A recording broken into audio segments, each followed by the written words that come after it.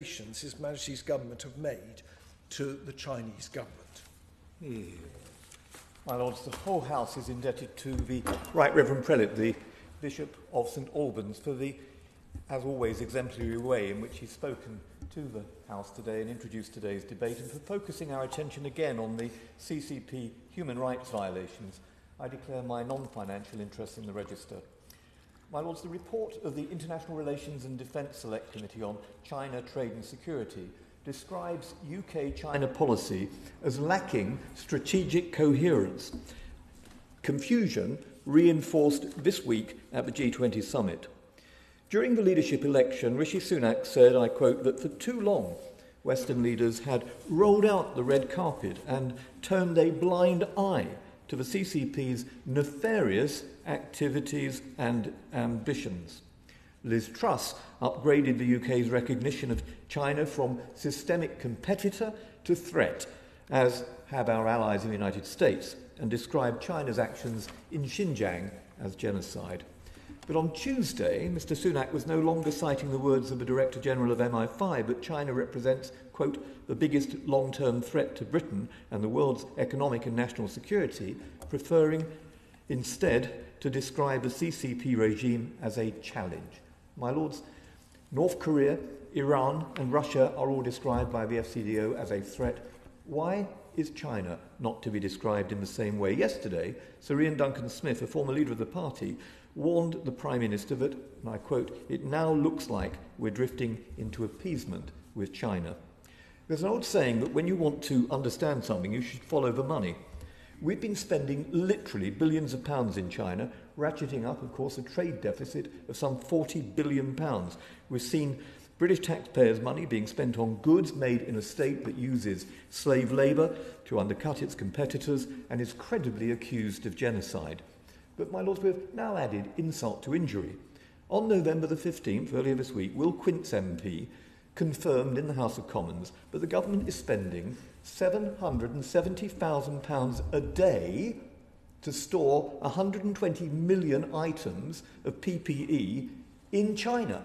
I repeat, £770,000 a day. That's more than £280 million a year. Think of how that could be used to fund nurses' salaries, patient care, any number of public services, or the promotion of human rights.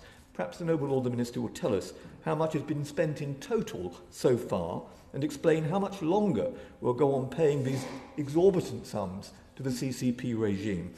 And what does all this say, my Lords, about national resilience and dependency? Haven't we learned anything from Germany's dependency on Putin and the consequences of indebtedness? Drifting back to the Cameron-Osborne golden era would be a huge error. It would be a betrayal of all those who suffer at the hands of the CCP.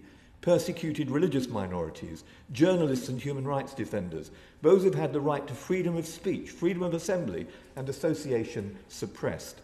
It would be a betrayal, my Lords, of all those driven out of their homes in Hong Kong and welcomed, and I agree with the Right Reverend Prelate, they have been welcomed, I think, again, in an exemplary way by Her Majesty's government to the United Kingdom. And also, though, think of the betrayal of the 50 million victims of the CCP. The Italian scholar Massimino Itravigni says, and I quote, that no organisation in human history killed more human beings than the CCP. My question to the Minister is, what's changed in the extremely short period between Liz Truss leaving and Rishi Sunak arriving at number 10 that justifies this U-turn in relation to China? Have the atrocities against the Uyghurs and other Turkic minorities been stopped and proven to be untrue? Has Hong Kong seen a restoration of democracy? And are Ben Wallace's recent remarks on Taiwan to the International Relations and Defence Select Committee part of this new rapprochement? He said, in answer to a question from me, it is in China's plan to reunify Taiwan to mainland China. It's not a secret. Britain wants a peaceful process towards that. My Lords, the 23 million people of Taiwan have never been part of the PRC. Why should we aid and abet that process? Why should we suggest that there's something inevitable about this? Since when has that been an object being pursued by His Majesty's government? On Monday, I chaired a meeting here in the House addressed by Bill Browder and young Hong Kongers.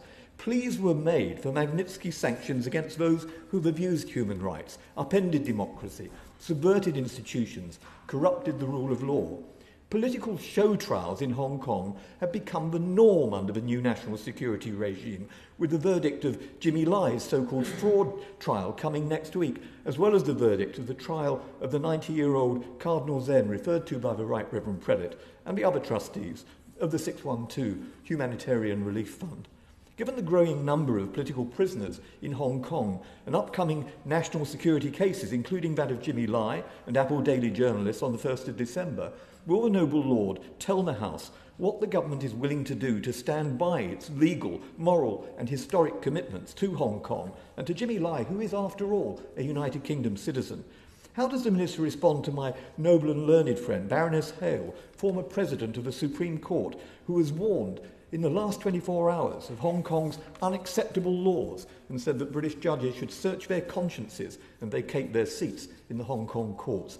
And what of the CCP's subversion of international jurisprudence and international bodies? Only a few weeks ago, we saw how the CCP can silence the very UN body that was tasked with accommodating dialogue about human rights violations, the United Nations Human Rights Council, of which they are a member, rather like putting the fox in charge of the hen house. On the 6th of October, the Human Rights Council rejected a proposal, of which the UK was a co-sponsor, to even have a debate on Michel Bachelet's findings that, I quote, there had been serious human rights violations, potentially including crimes against humanity, against the Uyghur and other predominantly Muslim communities, which may have been committed in Xinjiang. The proposal was defeated, 19 votes to 17, with China's position supported by those other great champions of human rights, Eritrea, Pakistan, Sudan and Cameroon. Study the links and note that many of those opposing a debate, even a debate, have a substantial Belt and Road indebtedness to the CCP. How do we intend to take this issue forward? My Lords, are we intending to table a resolution at the General Assembly of the United Nations? And closer to home, when can we expect the Manchester police report on the assault of Bob Chan, whom I've met, and the other protesters outside the city's Chinese consulate? What is the Foreign Secretary doing to take action to protect the very rights now denied in Hong Kong, including reports that the CCP are establishing overseas police stations in the United Kingdom? At a meeting earlier this morning, I learned of the harassment of Hong Kong students by mainlanders in Edinburgh and indeed other universities. What are we doing to protect the human rights of the Hong Kongers who have settled here? And following the welcome decision yesterday on security grounds to prevent the takeover of our biggest producer of semiconductors at Newport Wafer Fab, what assessment has the Minister and the Security Minister, Tom Tugendhat, made of the ambitions to create a mega PRC embassy on the site of the Royal Mint? My Lords, will the noble Lord agree to talk to Mr Tugendhat and to ask Michael Gove to consider calling in this application? This deal led to 200 British citizens having the freehold of their homes sold to the Chinese state over their heads. After what happened in Manchester and what happens throughout China, families are scared, angry, and have been utterly ignored. My Lords, will the noble Lord write to me detailing who brokered the Royal Mint deal, how much money passed hands, and what was the independent valuation of the value of the site?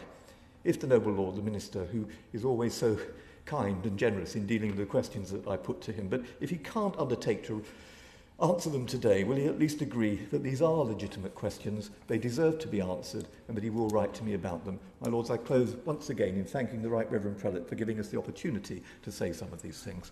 Yeah.